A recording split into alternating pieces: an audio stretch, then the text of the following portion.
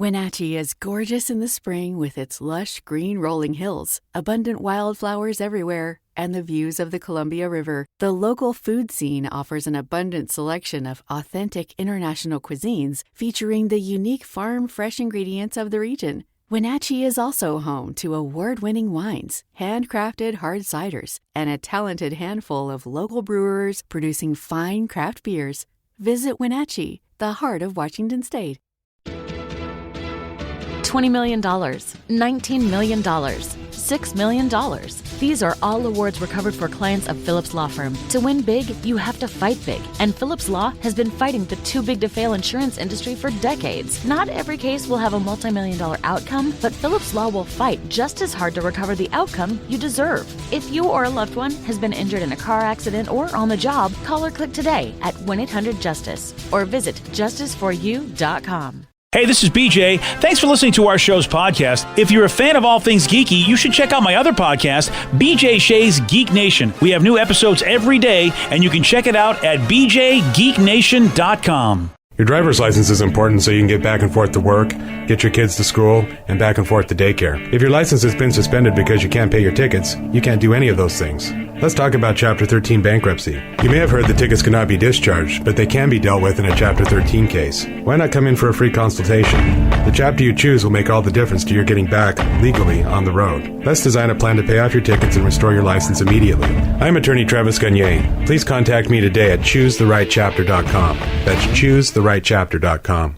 99.9 KISW, the Rock of Seattle. Vicky, one of your fellow OnlyFans models in a little bit of trouble. Is she part of the Sisterhood of OnlyFans? Yay! OF for life. I know everybody on there. Yeah. Well, this one here, she claims she was publicly shamed and humiliated on a plane after she was told to cover up her outfit that the flight crew deemed to be inappropriate. She was flying from Australia on a Jetstar commercial airliner. I don't even know what Jetstar is. I don't either. I don't know that airline. I guess it's a commercial airliner, though. Oh, thank you. Yeah, that's all I know. Her name is Isabel Eleanor, and she said that she had interacted with 8 Jetstar employees who had no issue with her outfit, but then she was stopped by a cabin crew member once she boarded the plane. Isabel explained her situation on Instagram. She said, quote, "I walk on the plane, I show my ticket, and then the woman goes, 'Oh, do you have a jumper?' Which is sort of like a pullover, maybe sort of like a sweatshirt or something like that. And she's like, 'No, I don't have a jumper,' expecting her to be like, 'Well, you're going to be really cold,' which makes sense because planes can get cold. Mm-hmm. And the flight attendant said, 'Well, you cannot fly wearing a bikini.' Now, Isabel did post her outfit on there, and yes, it's not a bikini; it's a crop top. Bikinis show a lot less than that. Yeah, I mean, it's obviously showing skin, but there's nothing. I don't see what's wrong with this top. It's like almost like just like a, like you said, crop top or like a tube top with straps. Yeah. But I should say I'm bikinis, all in favor of it. Yeah, bikinis usually show a lot more than that is what I mean. A lot more skin. Yeah. And the flight, so the flight attendant was like, "No, sorry." Now Isabel believes that, well, here's the thing. I have a large chest and I think that caused the issue. I've had that problem before, yeah. Yeah, dude, I know. I've been there. People are like, "Steve, you got to cover up those nipples." I don't know what you're doing. You need like a tarp or something to cover you up. So, of course, this flight attendant said you need to wear a high-vis vest over her crop top. Like those fluorescent yellow vests that the crew wears. And so that's what she had to wear. And there's a picture of her rocking the... Oh, my gosh. Like, if you want... That brings more attention to her than the crop top. And it covers nothing. No. Yeah, it really... Well, I guess it covers her armpits. Yeah.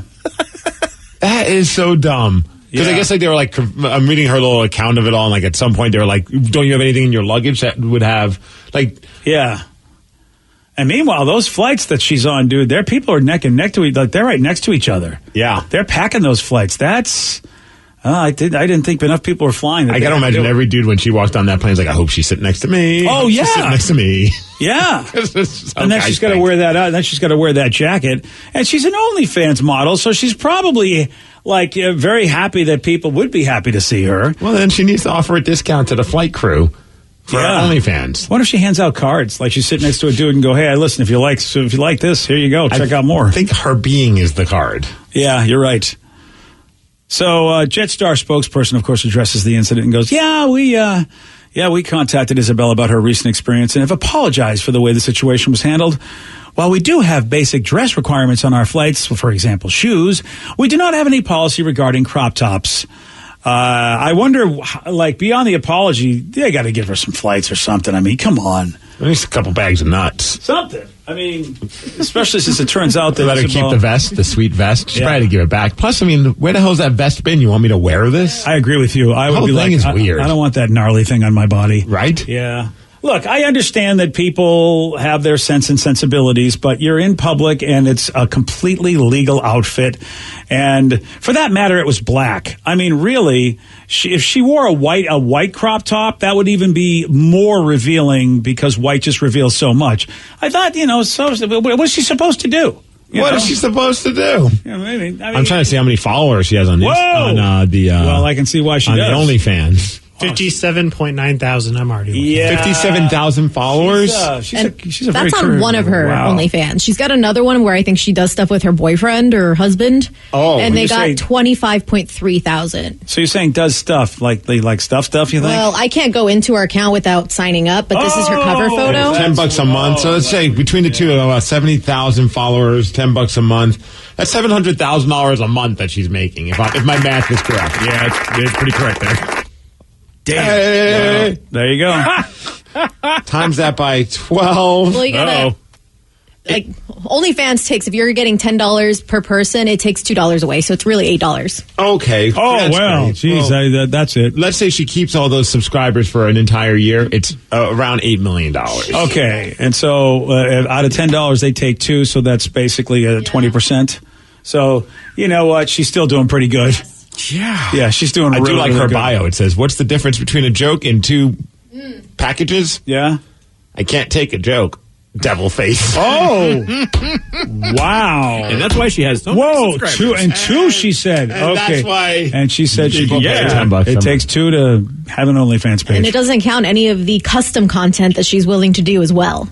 Man, I feel like there's going to be an incredible documentary done in this like generation of just like people have found the OnlyFans concept of making money. Like it's just insane, dude. See, this is why I think as human beings we have to accept the idea that sex always will sell. We try to breed it out of us, or we try to browbeat people to go, you shouldn't be this way and you shouldn't objectify. And yet there we go. Here's a person that's making $8 million a year basically selling sex. Right. I mean, yeah, granted, maybe some people stop subscribing, but then you have to think the people that pay extra on top of it. Yeah. I mean, it could be more than that. It could be a little bit less, but it's still over 7 figures.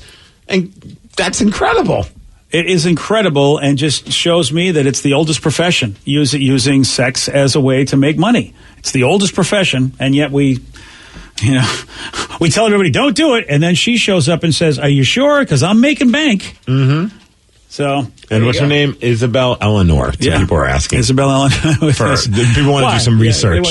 For science. Yeah, sure it is. All right, well, there's one person that's using the internet, and it's doing well for her. We have another person that's using the internet, and it's not doing so well for her. Her name is Chrissy Teigen. You remember her? Snohomish County's own. Yeah. She's a snow hoe. Oh, yeah. Well, you know what? She's forgotten her snow hoe roots. She's not Jenny from the block. Why is that? Because the rocks that she's got are fooling. I mean, people are like, yeah, Chrissy. She's got 13 million Twitter followers. And so she said, what's the most expensive thing you've eaten that you thought sucked? And so she thought, I'm going to share my story. And boy, the story she shared, dude, people are not happy. She said, one time John and I were at a restaurant and the waiter recommended a nice Cabernet. We got the bill and it was $13,000. How do you casually recommend that wine? We didn't even finish it and it had already been cleared. Well, yes, I can understand. I mean, it's outrageous. I understand her point of view. The trouble is, nobody will ever have that problem because most people are nowhere in that echelon of financial situations. People immediately are mad at her. Oh, they're saying you are so unrelatable, Chris. One person tweeted, "Yeah, one of my 9 student loans is the same cost as that bottle of wine." Well, it's like, are you guys serious? Another person had a great reaction, said, this one time at Qdoba, the guy making my burrito asked if I wanted guac. Well, of course I did. Cost me an extra $1.50. How do you casually offer me guac? Hashtag, they're just like us. True, though. That guac is expensive. I see she's commented saying, hey, not everything's going to be relatable to you guys on my Twitter, but this is just my life. I see your jokes, and yes, they are funny, and yes, you're really me. She's got a good attitude. I mean, look, she's funny online. I'm not going to begrudge her because, she makes a lot of money. It doesn't bother me. And her posting that story didn't trigger something in me that's like, I'm mad at her. You're tone deaf. It's like, okay, you make a lot of money, and this person, you're eating at a highfalutin place, and you kind of got duped. I think it's kind of funny. Yeah, you are a very unique individual, Steve, because a lot of people do get triggered by these things. And that's what I think about in my life is like you can't show anybody you have nice things, especially during the pandemic. They will hate you. And I understand there's a lot of people going through some tough times. And so folks that just don't have a job anymore, and they're going through this horrific situation trying to get money from the government because the government's effed up that process.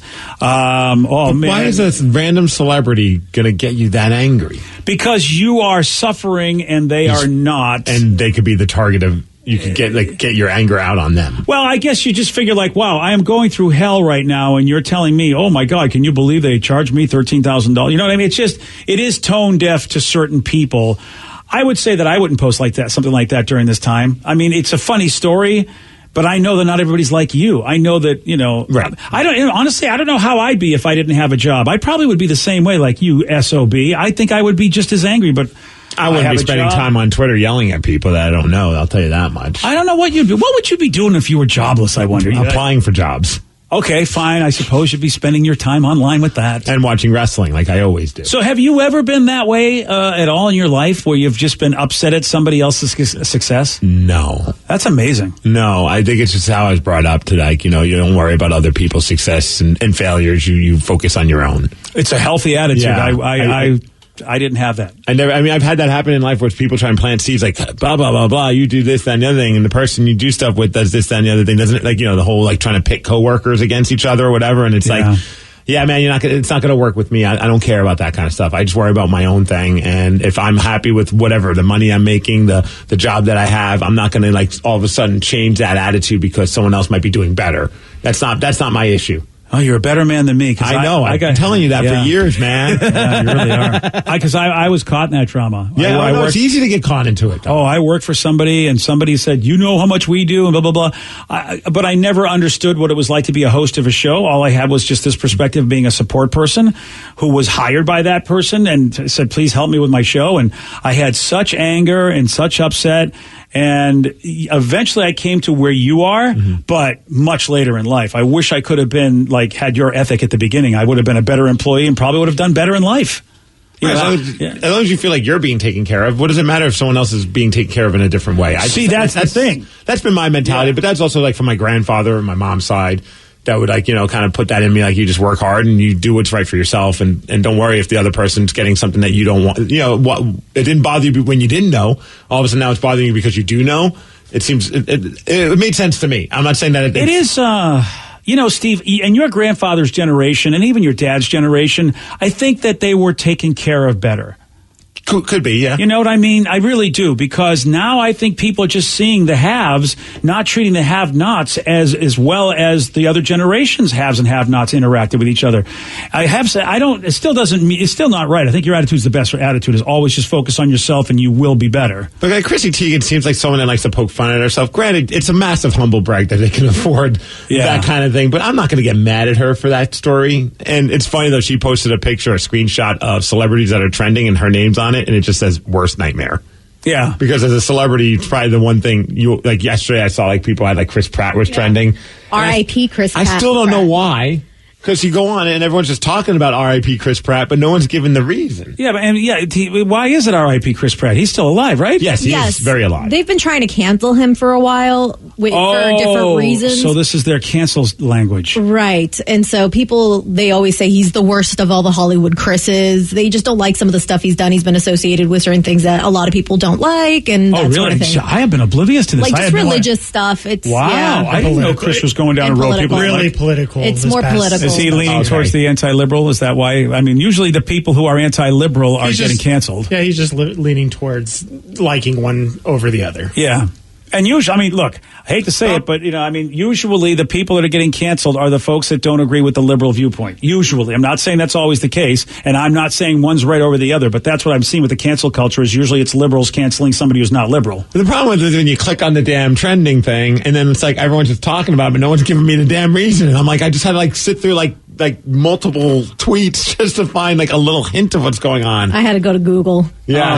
Why is it R.I.P. Chris Pratt? All right, Vicky, what do you think? Is it justified in some people's minds? Because I want to like Chris Pratt. He was on our show. Honestly, I don't really think he's necessarily done anything bad. It's just people are complaining, really, that he's not being more supportive of certain things than the other. Oh. Well, he's not with Anna Faris anymore, so he's dead to me. Yes. That was a big blow. I had to pick a side. You're absolutely right. That's a big blow because I am a huge Anna fan. Is it Lake Stevens or Edmonds? I lived in Linwood, close to Edmonds. Therefore, I'm an Anna Faris guy. Oh, I can see that. I'm a Lake Stevens girl, so it's kind of hard for me. We went to the same high school. Oh, this is tough. Yep. Man, but now... What did he ever do for you? All right, we're going to have to say R.I.P. I Vicky saw him B. once in the hallway. He was much older than me, but he you came to saw him visit, in and the I saw hallway? him before he was famous. No big deal, humble brag. All right, R.I.P. Vicky B then. If you saw him, that means you're connected. R.I.P. Vicky B. Let's get that trending. And it rhymes, too. R.I.P. Vicky B. And then we just won't give a reason. Let's just see if we can get something trending. And like Steve couldn't find out the reason, we just won't have a reason. Oh, that happens lots of times where people hijack certain hashtags and then you click on it and it's like, what the F am I reading? Yeah, and what does it do? I mean, a lot of these Waste people's time. That's what it does. Yeah, DJ. a lot of the people that are canceled still go on to have lives. It's not like you took their money and took their home away or anything. They're still living, and I don't know. I just feel like maybe we could talk about other cool stuff instead of canceling people. Someone says the worst Chris is Chris Klein. I don't know what you guys are talking about. Chris Klein. I forgot all about Chris Klein. Who the hell is Chris Klein? Was he the American Pie? Yeah. He was the jock. Yeah. Right? Oh, I totally forgot it. What's he done? That's exactly the problem. Maybe he was canceled. Do you cancel somebody that wasn't even relevant anymore? I mean, I think they try to cancel people that are relevant. And nothing against Chris Klein, but Allison Hannigan's the one that stole that he was movie in from me. Benchwarmers 2, Breaking Balls. All that. You can't cancel him. And he was in The Flash. That was a good movie. Which Flash? The TV show? Yeah. Orland Dwyer or Cicada. Oh, really? That was him. And Sweet Magnolias. I never knew that was that guy. I'll have to go back and look at that dude. I didn't even recognize him. I know the character. Oh, all right. Well, I can't. You know what? He was in The Flash. The Flash was cool. All right. Did I just get canceled? I'm sorry for the anti-Flash fans, people that don't like Flash Friday.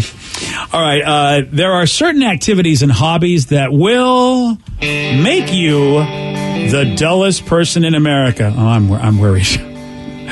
What are these hobbies? What are these activities? Board games. I am so worried. I'll tell you all about it at 8:17 on The Rock. BJ and Migs, mornings on The Rock, 99.9 KISW.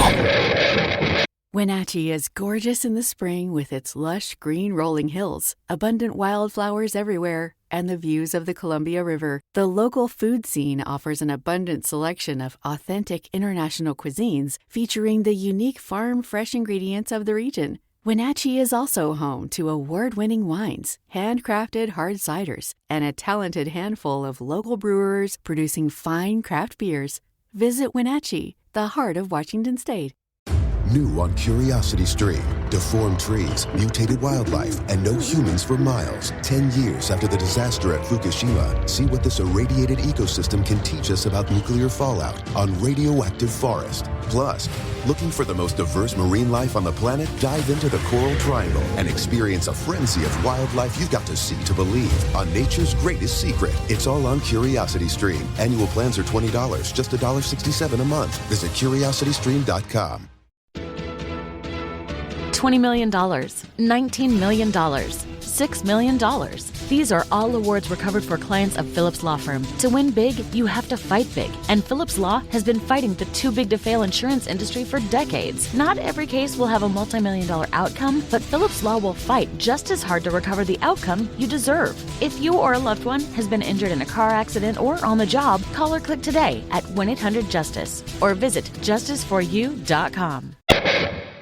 99.9 KISW, The Rock of Seattle. There's an organization called the Dull Men's Club. How have we not been invited to join this club? Right? Oh, yeah, exactly. Well, Danny, you didn't hear Danny's joke off air. I was checking. I was pre-reading the story. Uh-oh. I was like, BJ's the president. Not only a member, but also the president? Yeah. That's the men's club we go to, when in non-COVID times. It's the dull. Oh, that's our men's weekend? Yeah, It's it's the our men's weekend. The dull part's in parentheses. You just never noticed it. Right. So there really is a place. There's a whole club. It's called the Dulls Men Club. They actually put out an annual calendar, and it features the most boring people in the U.S. and U.K., and in most cases, it really is somebody who collects something or studies something that, well, most people just go, that's not that interesting. That's no. Oh, that would suck if you're at a party and someone's like, what do you like to do, in your free time? And you tell them and they're just like, that sounds really boring. Yeah. It's really, you know what I mean?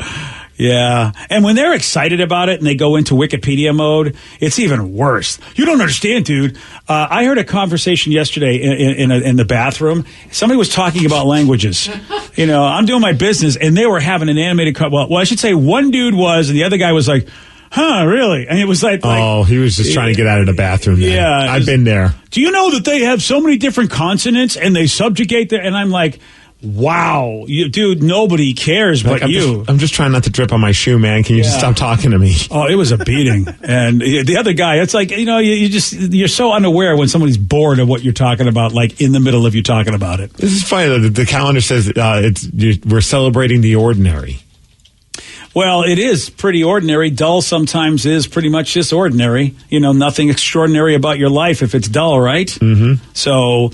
here's this year's calendar. And even though it's from the Dull Men's Club, a woman tops the list as one of the calendar entries. Nice. That's right. Breaking that. What is it? The glass ceiling? Yeah, that's a dullness. Yeah, the glass ceiling is there. It's real for dullness. That's nice. I'm happy to hear that. It's a woman in California who collects caution wet floor signs. Okay. So you mean she steals caution wet floor signs from places? Well, collecting, stealing, red, tomato. Someone says that at a party and I overhear that, I'm turning around and walking into that conversation. I want to listen. I want to hear all about that. Doesn't sound dull at all to me. Yeah, because Rev is right. It's like, okay, how does this happen? Where do you get them? Are you not a thief? Let me see pictures. Yeah. And how did this start? Because that sounds like a fun drunken night. Right. Like, let me take the wet floor sign so that somebody might slip. Ha-ha. Yeah. Like, it sounds kind of diabolical. Oh, okay. Not dull. See, there's a lot going on here. That these folks don't know how to ask the right questions. Well, apparently there's another woman on it I just saw, and she's in Oxford, and her thing is about, she's all about collecting manhole covers, or at least like studies manhole covers. Is it a woman? Because this one says there's a man in England who's a historian studying manhole covers. Is it a woman, actually? A woman by the name of Liz. Oh, they got 12 months. This story got it wrong. So it's another woman on top of this chart. That's fantastic. She collects manhole. Now, manhole covers, think about this, though. Well, she's studying them. Oh, okay. Yeah, she's not. How do you study them? Do you just sit and stare at them? Well, they're very heavy, so you have to only study them. I don't know how you could take one and put it in your car. Those are massively heavy. That's just strong. All right, if she's a strong woman, then you know what? Then if she's working out, good for her. That's also a danger, too. I'm going to just take this manhole cover. We'll see what happens. Yeah, so far, I mean, because that was always the old joke. Somebody like in the city always falling into a big manhole. Right. So far, the top two are basically pranksters who are really maybe causing a lot of bodily harm to people. Yeah. Number 3 is a guy who collected 1,100 vintage washing machines. Ooh. Huh. Again, kind of cool. I mean, see, this is interesting. I mean, are we weird because we're Seattle? Yes. Is that why we're finding this interesting? We're collectors. Yeah, we're so weird I can kind of understand, maybe the history of washing machines. I think the rest of the country would go, you guys, what's wrong with you dull people? He's in Colorado. I just recently was like looking at someone just had a picture of like a vintage stove, and it took me down like a rabbit hole looking at other vintage stoves. I'm like, this is pretty cool. Oh, yeah, dude. When I was in Wyoming, they preserved this house and showed how people lived, including having an old school Sears catalog where they the old timey stuff, like, probably turn of the century. And it was fascinating to go, wow, people lived in this joint just like this. This is rustic. Well, how about apparently the calendar? They got two people from Colorado. So you got the guy that is into vintage washing machines, but then you also have a guy that's into like clocks and stuff. America's timekeeper. That's what they call him. Well, see, clocks are people collect those. That's not. I mean, it's not my thing, but... Do you want to listen to a long story about the history of clocks? Well, I don't know. Do I? I don't know when you say it like that. No. Exactly. You have the perfect... But see, you can just go, so I'm sorry, I don't have the time. See, it's a perfect opportunity. Yeah. You're on fire, buddy. What else we got? What else you got? Yeah, so far, like, what else you got, son? There's a couple of them that I'm still digging the wet floor sign lady. Okay, this one here, finally you might go, what? There's a guy in Wales, and he's the founder of the Telegraph Pole Appreciation Society. All right, that's a little nuts there. Yeah, I'm not sure what the... This guy looks very serious, too. Now, there's telephone poles and telegraph. I mean, that's the old school, right? Like, wasn't a telegraph like how we used to send the thing? Yeah, right. yeah. Yeah, so a lot of those used the same used the same poles? Yeah. All right. Do you kind of want to open up the photos in his cell phone just to see what all the pictures... I bet he has a lot of pictures of telephone poles. Oh, no. He's using a fancy camera. Oh, of course. Yeah, I bet he saves them on his phone, too. Can I see a picture of that guy? Because he looked way like a serial killer. He looks kind of serious. Yeah, He's got your eyes. Yeah, he does. He does. He looks like a relative. That one, okay, I'm not really... I don't know if I really have a lot of time in my day to listen to someone talk about telephone poles. He's the dullest. He should be the king of that calendar. Yeah. From the dullest people, the Dullest Men Club is where this is from, and it's a calendar of all their famous dull people. And Danny, how about this? They said there's a guy in New Mexico who likes Dion's Pizza. There it is right there. And that's... No, this isn't the stupid person calendar. Oh, you're right. Yeah, sorry, it's the stupid person calendar for stupid that. person with bad food taste. There is a guy in New Mexico who collects gas station memorabilia. Now, again... See, that is actually super cool. I know. I don't think that's bad at all. No, especially because New Mexico has tons of old gas stations that are just abandoned. And so I bet you there's tons of stuff there. I get a kick, like, whenever you're like driving like a smaller town in Washington, you drive past like the old school gas station, which clearly no longer is being a functional gas pump, but it just looks cool that it's still there. Yeah. Oh, I definitely want it preserved. I always think of like a Twin Peaks, like the last Twin Peaks that I watched, there was this weird gas station that was really haunting. And every time I drive by one of those old timey ones, it's what I think of. I get a whole David Lynch moment. So how do you feel when you see you made this list? You're on a calendar. There's 12 of you. There's 12 people that this website deemed to be the dullest. Are you honored? Are you insulted? Well, Johnny from New Mexico, he decided to do an interview about being on this list and his gas station collecting stuff. Dullest man, one of the dullest in the world. When I look at the crowd I'm a part of, wow, I'm so impressed with the other folks, the other dull people. Who would have ever thought of observing the different patterns on security envelopes? These are some extremely dull people. You need to step back some from that bright, shiny stuff and towards the dullness. And I think the closer you get to dullness, the closer you get to enlightenment. I love that guy. That guy's fantastic. He, short of basically saying the others are losers, it sounded like he was saying, like, wow. Yeah, wow. These are some really dull people I'm on this list with. Check out my... But see, we saw a picture of him, all of his gas station memorabilia. I feel like I'm at a TGI Fridays, that's really what those restaurants do. Well, and it's like, if you've ever seen like a show like American Pickers, where they'll go to like those old, like basically they'll just find like a farmhouse in the middle of nowhere and say, hey, can we just look through your garage and stuff? And they'll find that stuff and they'll basically say, just because of like the American automotive industry, those things are worth a lot of money. Well, dude, like his room that he has all like the old like art, like vintage stuff. It reminds me of the gas museum. I don't know if you've ever been there. There's a museum of like at Gasworks. No, not Gasworks. It's like I think it's in Capitol Hill. There's a gas museum. I only know this because we did back when I worked at the End. We did an end session with Stone Temple Pilots. And, STP, gas, like trying to find like a connection. Got it, yes. But it was such a cool room. And it was Dean and Scott Weiland at the time just doing an acoustic set for everybody. And it was a... I've never been to that place. Oh, the museum. I don't know if it still exists. But has it got stuff like that? Was it the General Petroleum Museum? It could be. It looks like it closed back in 2003. Oh, well, bummer for you guys. Can't check it out, but it was awesome. Thanks, Steve. Thanks for recommending something that was almost closed 20 years ago. Well, the last time I went was when Stone Pilots was still playing with Scott Weiland. Hey, for all of you geeks, go check out the Wizards of the Coast Game Center down there in the University District. Yeah. That place is amazing. If you guys love toys, there's a place called Toys R Us. You should check it out. Too soon? Too soon, man. Hey, man, I just heard the Seattle Pilots are a new baseball team we're going to be getting soon.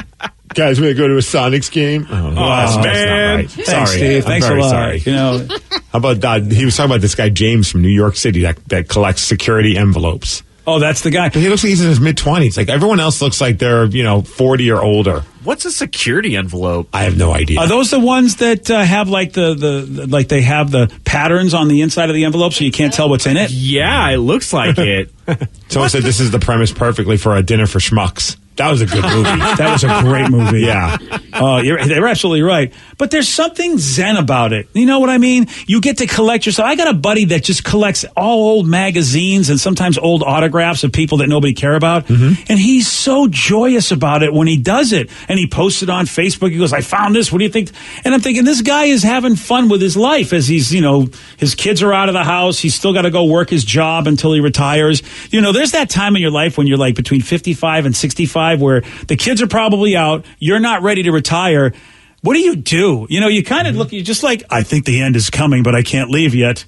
And you're just trudging along. And I think that's when people like this have these kind of things and have fun. I don't know about you guys, though. If somebody's passionate about whatever it is, like, I don't even care if let's just take the security envelope guy.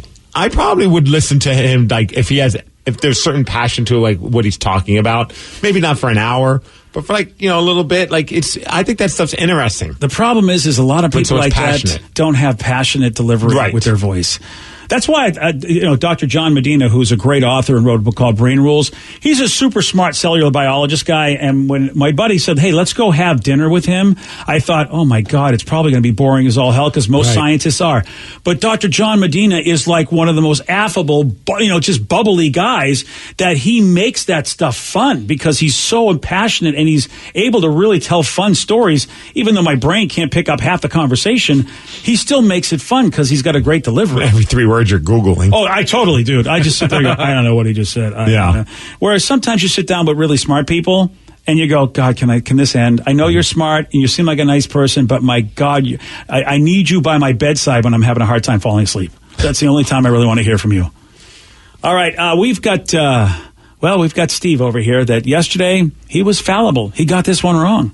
What is the name of the world's largest reef? Hawaii? No. Christmas? Christmas? Oh, no. Christmas is a great reef. I don't know which reef we're talking about. Is it the W or the R? Oh, REEF. Oh, Florida. No. I think it was a different kind of reef, like reefer, because I think you were on that. I mean, because you know. Yeah, man. Totally. Toka. Happy Hemp Day, Broski. Yeah, Bros. Bro, Chacho. We're talking about that barrier reef, but not the good one. We're talking about the great one. That was the answer. You want a shot at beating Steve? Well, he's stoned, so you have a really good shot. 206-421-ROCK. We're playing Beat Miggs at 8:47 on The Rock. Today's podcast was brought to you by Travis Gagne, bankruptcy attorney. He's here right now and has agreed to answer more of your questions about bankruptcy. How do I know if bankruptcy is going to provide me with relief? What are the steps for my situation? There's so much information out there about bankruptcy with the internet and what people have heard from friends and other people that they've talked to about their financial issues or bankruptcy. There's also a lot of bad information out there or urban legends about bankruptcy. In order to determine whether bankruptcy makes sense for you, you need to talk to an attorney that's experienced in bankruptcy. So in order to determine whether bankruptcy makes sense for you, you should talk to an experienced bankruptcy attorney. And my job is not to convince you to file bankruptcy. My job is to help you to make that decision and have all the facts so that you can make an informed decision about whether bankruptcy makes sense for you, what benefits it's going to have for you, and what the downside of filing bankruptcy is. Thanks, Travis. If you have more questions about bankruptcy, you can reach out to Travis anytime at choosetherightchapter.com. Wenatchee is gorgeous in the spring with its lush green rolling hills, abundant wildflowers everywhere, and the views of the Columbia River. The local food scene offers an abundant selection of authentic international cuisines featuring the unique farm-fresh ingredients of the region. Wenatchee is also home to award-winning wines, handcrafted hard ciders, and a talented handful of local brewers producing fine craft beers. Visit Wenatchee, the heart of Washington State. New on Curiosity Stream. With superior armies comes superior weapons. How has innovation mechanized the battlefield? From bullets to battleships and everything in between. It's machinery of warfare. Plus, from the gross to the gourmet. See how that in-flight meal lands on your tray table.